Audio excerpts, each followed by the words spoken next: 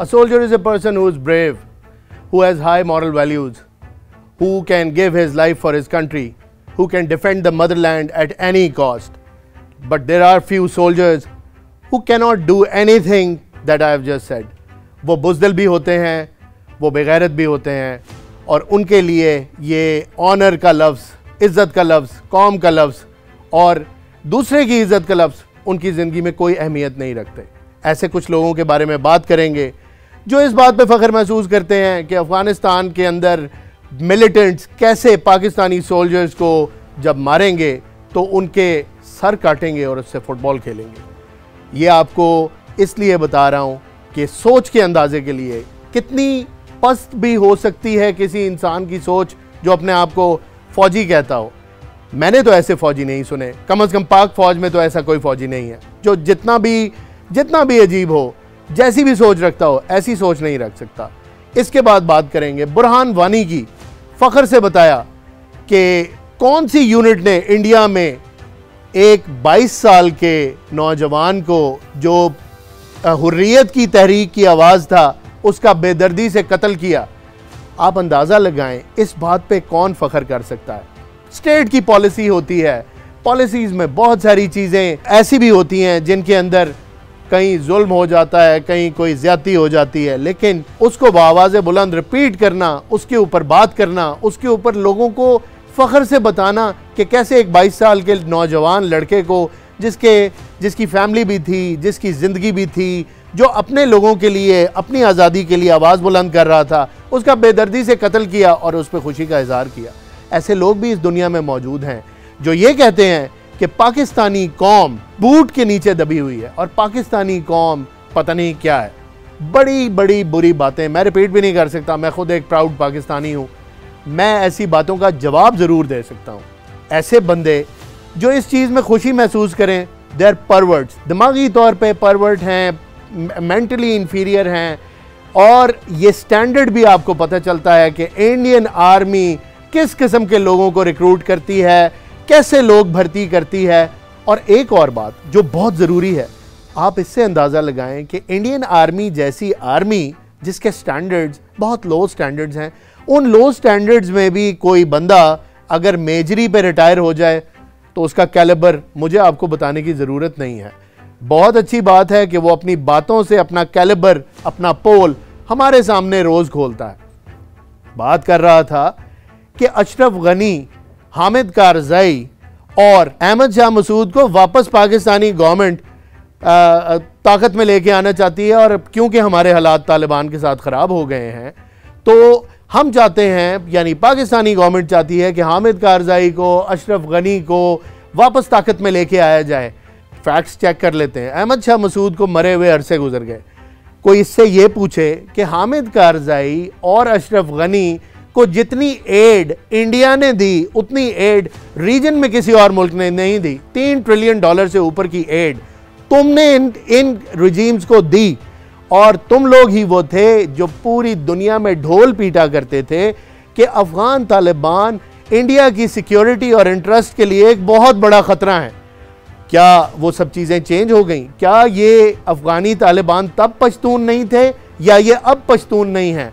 तुम अब कहते हो कि ये पश्तून हैं, बड़े गैरतमंद हैं, तो पहले ये क्या थे? पहले तुम्हारे दुश्मन थे, अब तुम्हारे दोस्त हो गए। और यही बात अगर पाकिस्तान करे तो ये बात गलत हो जाती है, उसकी कोई लॉजिक नहीं बनती। अपने फैक्ट्स को चेक करो, अपनी लॉजिक को ठीक करो। By the way, Indian army is the second largest army in the world, the fourth largest air force and the sixth largest navy. तुम्हें शर्म से डूब के मर जाना चाहिए। Second largest army in the world, fourth largest air force and sixth largest navy, and you got defeated like a bloody joker. तुम लोगों को इतनी मार पड़ी कि तुम्हें यह समझ नहीं आई कि तुम ये बताओ कि तुम्हारे जहाज गिरे हैं, तुमने बोलना शुरू कर दिया कि हमारे जहाज गिरे। खैर कोई बात नहीं, मार खा के अक्सर बंदे बुखला जाते हैं। शुक्रिया जनरल आसिम मुनीर जो कि अब फील्ड मार्शल हैं। तुम्हारे 3 जर्नैल एयरफोर्स, नेवी और आर्मी रेत की दीवार साबित हुए, और उस रेत की दीवार को गिराने के लिए एक फूंक काफ़ी थी। हमें कुछ खास करना नहीं पड़ा, हम तुम्हारी टेरिटरी में नहीं आए, हमारे जहाज अपनी जगह पे खड़े रहे। तुम लोगों की 4th largest air force was a piece of and a heap of crap, my friend. वो वहीं पे खड़े रहे, वहीं पे बू छोड़ते रहे, ऐसे जैसे कोई मरी हुई लाश जिसको दबाया ना जाए तो फूल जाए और वहीं पे पड़ी रहे। तुम्हारे फ्लाइंग कॉफिन्स मिग्स फ्लाइंग कॉफिन्स नहीं थे, तुम्हारे राफेल भी फ्लाइंग कॉफिन ही हैं। जागो। और तुम्हारी बेइज्जती जो फ्रांस ने की उसकी तो बात ही मत करो। फ्रेंच कैप्टन ने तुम्हारे मुंह पे कह दिया, तुम्हारे बंदों की मौजूदगी में कह दिया कि उनके राफेल जो फ्रांस ने तुम्हें दिए थे वो बिल्कुल ठीक थे और कमी थी तुम्हारे पायलट्स में। फिर बात कर लें तेजस की, एयर शो के अंदर क्रैश। Are you serious? तुम लोगों को एयर शो के अंदर एक्रोबैटिक मैनूवर्स करने के दौरान भी पाकिस्तान से खतरा है। प्रेशर क्या था कि वहां पे कुछ JF-17 थंडर भी खड़े थे और PF के पायलट्स भी मौजूद थे। क्या तुम्हारी कंफ्यूजन ये थी? क्योंकि ना तुम्हारा जहाज ठीक, ना तुम्हारा कप्तान ठीक, ना तुम्हारे पायलट्स ठीक। तो भाई अपने पायलट्स को अगर ट्रेनिंग दिलवानी हो तो कोई बात नहीं, पाकिस्तानी पायलट्स की कुछ वीडियोस मिलें तो वो दिखा दो, शायद उनके अंदर कोई इंप्रूवमेंट आ जाए। उनकी शक्लें दिखा दो, उनके नाम सुना दो, उनके ईमान के बारे में थोड़ा सा बता दो, शायद उनके अंदर कोई बेहतरी आ जाए। वरना तुम लोग तो एयर शोज के अंदर मनूवर्स करने के भी काबिल नहीं रहे। जहाज़ों से अपने आप को दूर रखो और बड़ी बड़ी बातों से भी अपने आप को दूर ही रखो, तो तुम्हारी सेहत के लिए बहुत अच्छा होगा। जहां तक बात रही 25 करोड़ पाकिस्तानियों को 90 दिन के अंदर तबाह करने की, तुम अपनी शक्ल शीशे में देखते हो? तुम पूरी जिंदगी में 90 चूंटियों को भी तबाह नहीं कर सकते। मुझे समझ नहीं आती कि तुम्हारा दिमाग कैसे चलता है, how your brain works. I fail to understand, क्योंकि इस तरह के जम्बल्ड अप, परवर्टेड और गुड फॉर नथिंग ब्रेन को डिकोड करना मेरे बस की बात नहीं है। तो 25 करोड़ पाकिस्तानी, उनकी खाल से जैकेट, बॉलीवुड की दुनिया से बाहर निकलो, असल दुनिया बहुत मुख्तलिफ है। बहरहाल तुम लोगों को अपनी फिल्में समझ आती हैं, फिल्में देखो, फिल्मी दुनिया में रहो, लेकिन वो फिल्मी स्टोरीज हमें मत बताओ। हमेशा से इंडिया अफगानी तालिबान के ऊपर इल्ज़ाम लगाता रहा कि अफगानी तालिबान से हमें ख़तरा है, वो हमें मार देंगे, वो हमारे मुल्क में घुस जाएंगे, हमारे इंटरेस्ट को सैबोटाज कर देंगे। और उसके बाद जब तुम्हें मौका मिला तो तुमने उन्हीं के ऊपर इन्वेस्टमेंट शुरू कर दी प्रॉक्सीज चलाने के लिए। सामने से आने की हिम्मत ख़त्म हुई तो पीछे से आना शुरू हो गए। तुम यही कर सकते हो, इससे बेहतर कोई काम तुम्हारे बस की बात नहीं है। तुम्हें अफगानी तालिबान को सपोर्ट करना है तो करो, हमें मत बताओ कि अफगानी तालिबान कैसे हैं, कितने गैरतमंद हैं, क्या कर सकते हैं या क्या नहीं कर सकते। पाकिस्तान बहुत कैपेबल मुल्क है, अगर वो तुम्हें संभाल सकता है, तुम्हें धूल चटा सकता है। उन अफगानियों की फ़िक्र तुम मत करो जिनको हमने 40 साल से ऊपर पाला है, उनकी फ़िक्र हम खुद कर लेंगे। हम अपना दिफा करना जानते हैं, हम अपना दिफा कर लेंगे और तुम्हें उसके लिए परेशान होने की कोई ज़रूरत नहीं है। Fact of the matter is कि अफ़गानिस्तान में इंडिया ने उस दौर में बहुत ज़्यादा इन्वेस्ट किया जिस दौर में हामिद कारज़ाई और अशरफ गनी की हुकूमत थी। क्या आप लोगों ने नहीं किया? आप इसको डिनाई नहीं कर सकते। आपने बेइंतहा पैसे लगाए। रीजनल फोर्स वाहिद इंडिया थी, वो रीजनल मुल्क इंडिया था जिसने अफ़गानिस्तान के अंदर 2 रजीम्स में हामिद कारज़ाई और अशरफ गनी बहुत पैसे खर्च किए, और उन पैसों को खर्च इसलिए किया ताकि पाकिस्तान के ख़िलाफ़ तुम्हारा स्ट्रॉन्ग होल्ड अफ़गानिस्तान में बन सके। काउंसलेट्स खोले अलॉन्ग द लाइन, बॉर्डर के साथ साथ, सब कुछ किया, पूरा जोर लगाया, लेकिन रिज़ल्ट कुछ नहीं निकला। अब मौका आया तुम्हारे पास, ये मौका तुम हाथ से नहीं जाने दोगे। लेकिन एक बात बता दूं, इस मौके का तुम्हें कोई ख़ास फ़ायदा नहीं होगा। तुम्हारा पहले भी मजाक उड़ा था और अब भी मजाक उड़ेगा। पहले भी लोग तुम पे हंसते थे और अब भी लोग तुम पे हंसेंगे।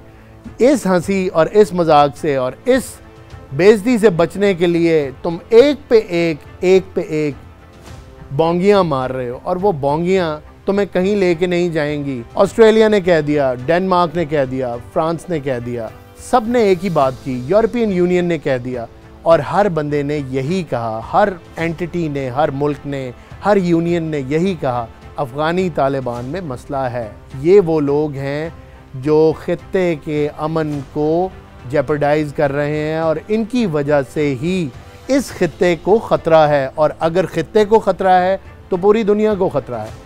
इस ख़तरे से निमटने के लिए पाकिस्तान अकेला नहीं है, दुनिया के मुल्क, बाकी मुल्क, बड़ी ताकतें, सब हमारे साथ आएंगी, तुम देखोगे। और ये वक्त करीब है, आना शुरू हो गए, मजीद भी आएंगे। सऊदी अरेबिया के साथ पाकिस्तान की डिफेंस डील हुई, अमेरिका के साथ पाकिस्तान के ताल्लुकात बेहतर हुए, चाइना के साथ तो पाकिस्तान के ताल्लुकात कैसे हैं मुझे बताने की ज़रूरत नहीं, वो तुम मेरे से बेहतर जानते हो। अगर ये सारे मुल्क हमारे साथ ना होते तो तुम्हें तकलीफ़ क्या होती? तुम उछल रहे हो, तुम रो रहे हो, तुम बकवास कर रहे हो, वो क्यों कर रहे हो? पूरी दुनिया जानती है। अगर ये मुल्क हमारे साथ ना होते और पहले जैसे हालात होते, तुम्हारी फॉरेन पॉलिसी, 4 दिन की जंग ने तुम्हारे मुल्क की हर चीज़ को तबाह कर दिया। मुझे अफसोस है, अपने लिए तो बहुत खुशी है, अफसोस इस बात का है कि तुमसे हार बर्दाश्त नहीं हो रही। यूर अ सोर लूज़र। हारना भी एक आर्ट है, जंग चलती है, ज़िंदगी बहुत लंबी है, उतार चढ़ाव आते हैं, बंदा कभी जीतता है कभी हारता है, लेकिन कुछ लोग सिर्फ जीतना जानते हैं, सिर्फ जीत का मज़ा ले सकते हैं, और कुछ लोग हार के भी नहीं हारते। हम वो लोग हैं जो हार के भी नहीं हारते, और तुम वो हो जो जीतो तो खुश और अगर हारो तो मर जाते हो, रो पड़ते हो, चीखें निकल जाती हैं तुम्हारी। तो हमें हारना भी आता है, हमें जीतना भी आता है, हमें हार के जीतना भी आता है। हम तुम्हारी तरह नहीं हैं, हम फ़र्क लोग हैं। हमारे अंदर हिम्मत है, हमारे अंदर ईमान है, हमारे अंदर हौसला है। कुछ बात करते हैं ट्रेड और इन्वेस्टमेंट की। पाकिस्तान ट्रेड और इन्वेस्टमेंट करे तो तुम्हारे सीने पे सांप क्यों लौटता है? पाकिस्तान ट्रेड और इन्वेस्टमेंट क्यों ना करे? पाकिस्तान के पास अपॉर्चुनिटीज़ आएंगी और आ रही हैं और हम ट्रेड करेंगे। तुम्हें किसने कह दिया कि तिजारत करने का हक सिर्फ तुम्हें है? अफ़गानिस्तान के बारे में तुम कहते हो कि वो तिजारत करे चाबहार के थ्रू, जहाँ पे तुमने पोर्ट डेवलप की है, और तुम ईरान के रास्ते उनके साथ तिजारत करोगे। ये तिजारत तुम्हें और अफ़गानियों को कितनी महंगी पड़ेगी ये जानते हो ना? पाकिस्तान अफ़गानिस्तान की लाइफलाइन है, और पाकिस्तान अफ़गानी तरक्की के लिए वाइटल है, बहुत इंपॉर्टेंट है, तुम भी जानते हो। तुम उस अल्टरनेटिव ट्रेड रूट को यूज़ करवाओगे तो अफ़गानिस्तान के पास ऐसे कौन से सोने के पहाड़ हैं जो वो ट्रेड करके उससे बहुत अमीर हो जाएगा, बहुत ज़बरदस्त चीज़ें अपनी निकाल लेगा? ऐसा कुछ होने वाला नहीं है, ये मैंने पहले भी कहा था, मैं तुम्हें दोबारा बता रहा हूँ। पाकिस्तान की ट्रेड बेहतरीन है, पाकिस्तान की ट्रेड के अंदर हमारी इंपोर्ट्स और हमारी एक्सपोर्ट्स डिफाइंड हैं, बढ़ रही हैं। रेयर अर्थ मिनरल्स में हम जा रहे हैं, नेचुरल रिसोर्सेज को हम एक्सप्लॉइट कर रहे हैं। तकलीफ़ तुम्हें इस बात की है कि पाकिस्तान के पास international attention, international buyers, international involvement और मुल्कों का इंटरेस्ट क्यों आ रहा है? ये इंटरेस्ट एक नेचुरल इंटरेस्ट है। जब भी किसी मुल्क के पास कोई ऐसी चीज़ होगी जो दूसरे मुल्क के पास नहीं होगी, या दूसरा मुल्क उसमें इंटरेस्टेड होगा, तो ट्रेड शुरू हो जाएगी। ये बेसिक प्रिंसिपल्स हैं रीजन के अंदर मुल्कों के को एग्जिस्ट करने के और एक दूसरे के साथ राब्ते बढ़ाने के। इन राब्तों को इकोनॉमिक टाइज कहते हैं। Derogatory terms like inbreeding was used in your program. Inbreeding, क्या तुम्हारे इंडिया में, तुम्हारी हिंदू सोसाइटी में इन ब्रीडिंग नहीं है? क्या तमिलनाडु में, क्या आंध्र प्रदेश में इन ब्रीडिंग की एक बड़ी तादाद मौजूद नहीं है? इस तरह की बातों से परहेज़ करो। तुम्हारी मॉरल वैल्यूज़ काफ़ी अजीबो गरीब हैं, शो भी होती हैं तुम्हारे रवैये से और तुम्हारी बातों से। आखिरी बात करूँगा कि जिसने लाहौर नहीं देखा वो पैदा ही नहीं हुआ। तुमने बोला जिनने लाहौर नहीं देखा वो जम्मिया ही नहीं। तो फिर एक गल मेरी भी सुन लै, तू ना जम्मिया है ना तू जम्मेगा, क्योंकि तू कभी भी लाहौर वेखना ही नहीं। तो दोबारा लाहौर का जिक्र करने से पहले 10 दफ़ा सोचना, क्योंकि तुम अगर पैदा नहीं हुए तो बोल कहाँ से रहे हो, किस जगह पे हो तुम इस वक्त। इसके साथ आज का प्रोग्राम ख़त्म करता हूँ और तुम्हारे जवाब का इंतज़ार करूँगा।